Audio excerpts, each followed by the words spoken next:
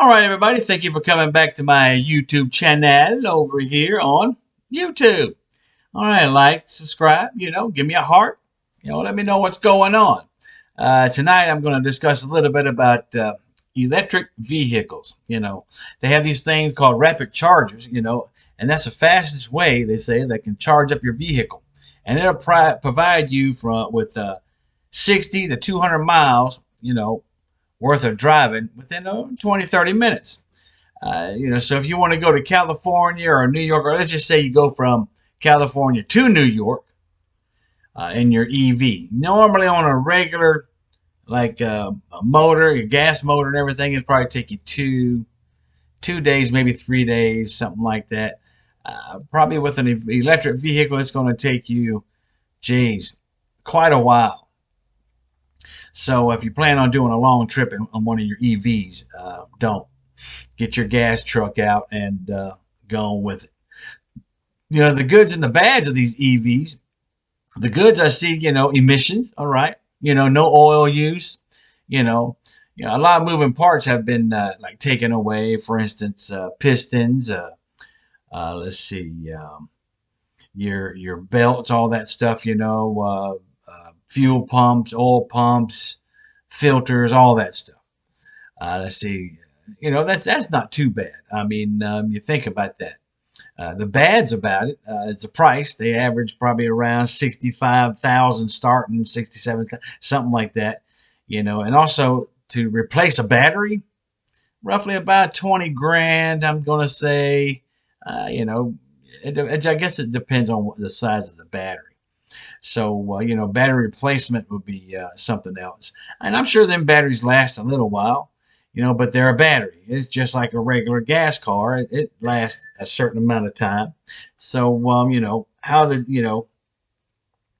home charging points. They have these things you can install at your house that are only 3.7 kilowatts to 7 kilowatts.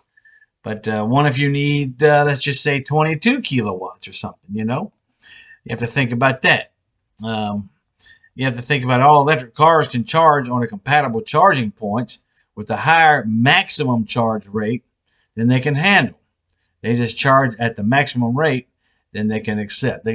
But what it's saying there is that if you go and you want to plug it into a 22 kilowatt charge point, which requires a three-phase power, it's still going to charge at 7 kilowatts. So it don't really matter how you plug in, just plug in. And people are saying that they're not going to buy these EVs. I'm not going to buy one. I'm anti-electrical vehicle because you can hit a switch, turn it right off. Now, some of these vehicles that we have now that are gas vehicles, yeah, they have all the electronics in it that it can also be turned off. But let's see what happens if your electric vehicle blows up, catches on fire, due to overcharging. Yeah, I know gas vehicles have caught on fire, but most of those are due to electrical fires. And then it gets to the gas tank and bam, I mean, you got fireworks all the way from here to Montreal, Canada. Anyhow, also the cost of the vehicle, I think, like I said earlier, it would be about 65, probably 70,000, depending on what you want to do. But I think that, matter of fact, I believe that these vehicles, the prices are going to go down.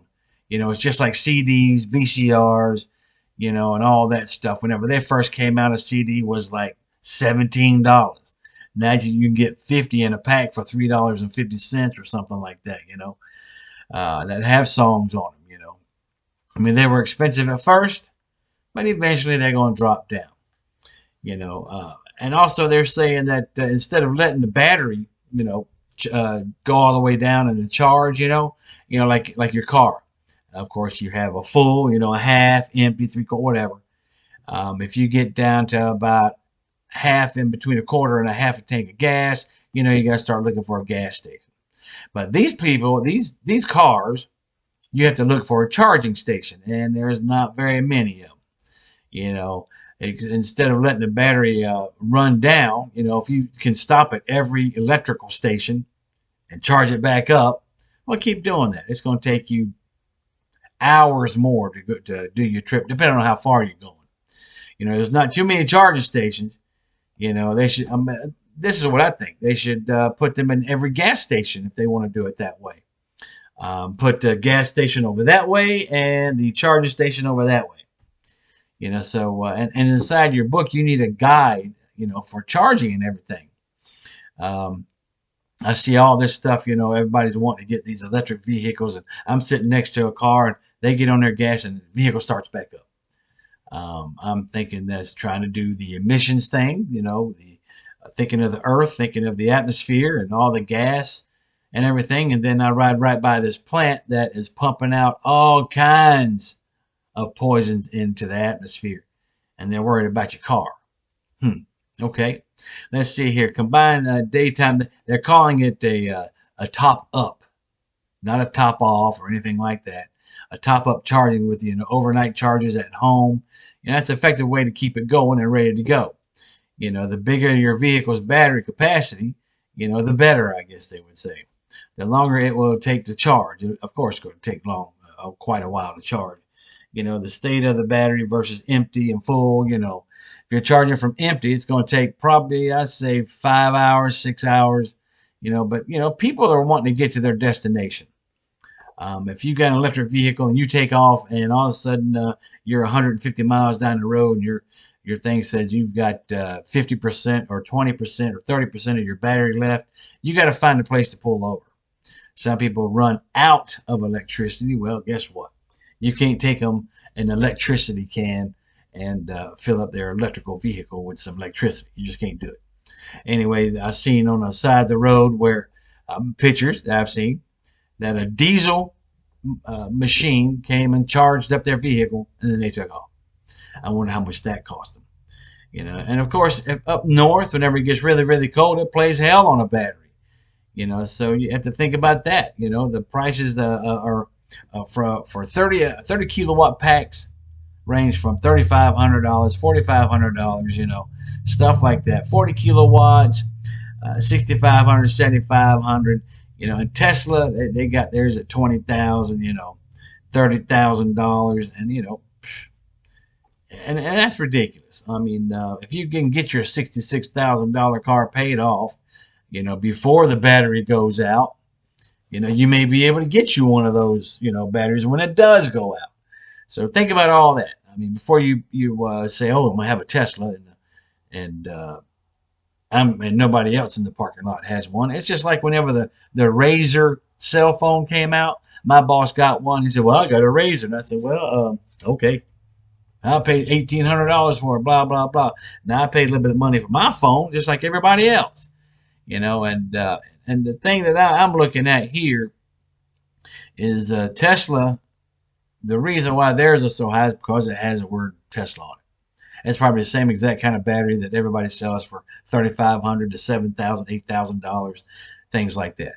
And my theory is, when Air Force One flies on electric motors, then I'll buy me one.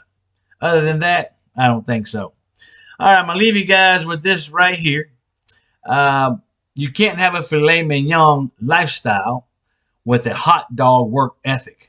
So you think about all that. And before you go out and purchase this electric vehicle, man, look at all the goods and look at all the bads. I'm sure if you look at the vehicle that you have now, which is a gas vehicle,